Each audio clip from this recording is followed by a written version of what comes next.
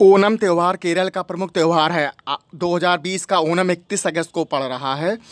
आज 31 अगस्त को ओणम त्यौहार है। केरल का बहुत ही प्रसिद्ध त्यौहार है। यह राजा महाबली की याद में हर वर्ष मनाया जाता है। ये 10 दिनों तक चलता है। केरल त्यौहार के बारे इसको ओणम के बारे में पूरी जानकारी आपको दे रहा हूँ, पूरा वीडियो देखिएगा। 31 अगस्त सोमवार यानी आज ओणम का त्यौहार मनाया जा रहा है। ख़ास तौर पर दक्षिण भारत के केरल में इस त्यौहार की धूम होती है। खेतों में फसल की अच्छी उपज के लिए यह मनाया जाता है। ओणम में केले के पत्तों में खाना परोसा जाता है। विष्णु भगवान के दूसरे अवतार की कथा इस त्यौहार में बताई गई है, वामन अवतार। और केरल राज्य में बड़े धूमधाम से यह त्यौहार मनाया जाता है। ओणम त्यौहार खुशहाली का संदेश देने वाला त्यौहार ओणम दक्षिण भारत का विशेषकर केरल में बहुत ही उत्साह और श्रद्धा के साथ मनाया जाता है। यह ऐसा त्यौहार है जो केरल के राजा महाबली की याद में हर वर्ष मनाया जाता है। 10 दिनों तक इस उत्सव को उल्लास से मनाया जाता है। ओणम का त्यौहार मुख्य रूप से दक्षिण भारत में ही मनाया जाता है। ओणम 21 अगस्त से शुरू होकर और 31 अगस्त तक, आज जो 31 सोमवार है ये मेन मुख्य लास्ट दिन होता है। तो आज 31 अगस्त को ओणम मुख्य रूप से है। फसल पकने की खुशी में लोगों के मन में एक नई उमंग, नई आशा, नया विश्वास होता है। इसी खुशी लोग श्रावण देवता फूलों की देवी का पूजन करते हैं। त्यौहार बिल्कुल दशहरे की तरह होता है। 10 दिनों के लिए घरों को फूलों से सजाया जाता है।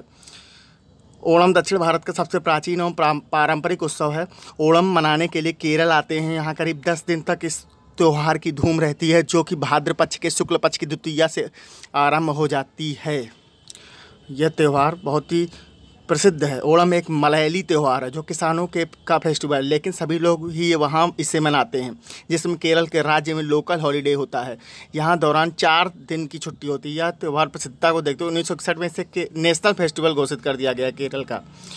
ये 10 दिनों तक होता है। ये देखिए ऊपर हमने हेडिंग डाली, शुभारंभ होता है नव वर्ष का। इसमें मतलब वहाँ का जो पहला महीना है मलयालम कैलेंडर का, वो पहला महीना होता है ये त्यौहार ओणम का। इसीलिए इस कहानी की क्या है, इसकी कहानी भी बताएंगे। इसके पीछे कथा है। केरल में एक राजा महाबली थे। महाबली नाम का एक असुर राजा था। उसके आदर के लिए ओणम पर्व मनाते हैं और नई फसल के लिए भी इसको मनाते हैं। अब इसकी पूरी कथा भी बताएंगे।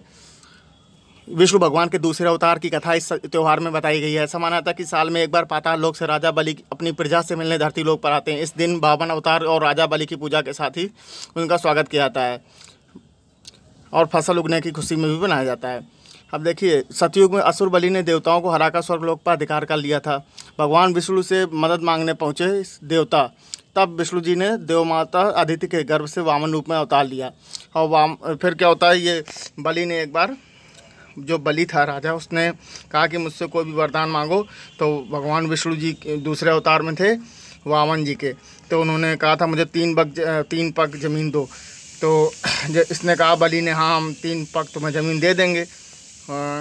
तो 3 पग जो ज़मीन थी, वो पहला पग भगवान ने मतलब धरती पर रखा, दूसरा पाताल पे, और तीसरे जगह नहीं बची। तो बलि ने कहा ठीक है मेरे ऊपर रख दीजिए। तो ये ख़त्म हो गया। तो भगवान जी इसकी क्या कहते हैं, अच्छाइयाँ देखकर, भगवान ने ये वाली अच्छाई देखकर कि, तो भगवान ने कहा एक वरदान मांगो। तो उसने कहा मैं हर वर्ष अपनी प्रजा से मिलना चाहता हूं। तो भगवान विष्णु जी ने कहा ठीक है आप आइएगा। तो इसीलिए एक दिन आता है ये प्रजा से मिलने। ये देखिए पूरी कथा है। महाबली प्रहलाद के पोते थे। प्रहलाद जो असुर हिरण्यकश्यप के बेटे थे, लेकिन फिर भी वो विष्णु के भक्त थे। और इसीलिए देखिए पूरा लिखा, ब्रह्मांड में बढ़ती आसुरी शक्ति को देखते हुए भगवान देवी देवता घबरा गए और विष्णु जी के पास गए।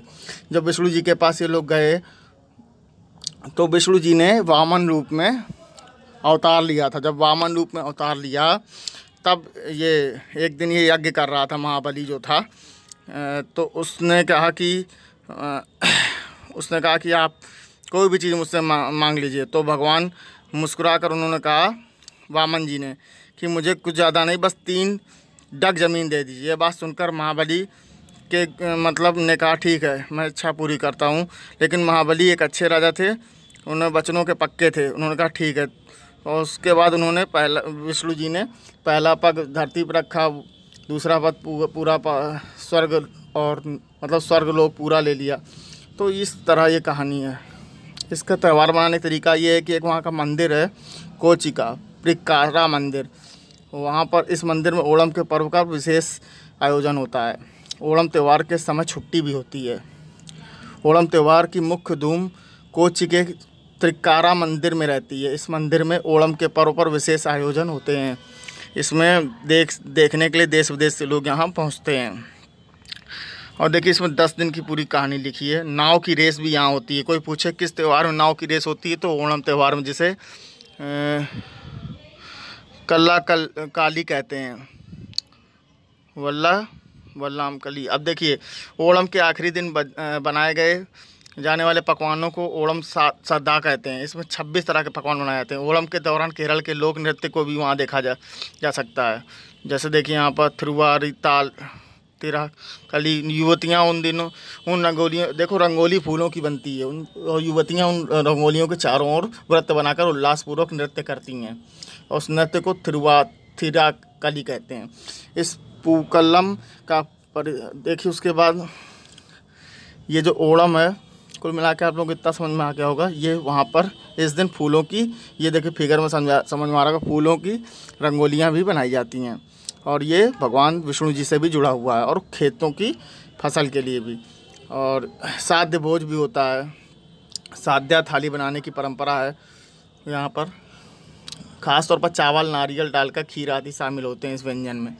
उसके बाद देखिए यह 10 दिनों तक बनाया जाने वाला त्यौहार है। हमने हेडिंग भी मतलब वाली ली है। शुभारंभ होता है नव वर्ष का इस दिन, ये मानते हैं मलयालम कैलेंडर का सन। और इसकी कहानी क्या है अभी पूरी बता चुका हूँ। धन्यवाद। शेयर एंड सब्सक्राइब कर दीजिएगा। थैंक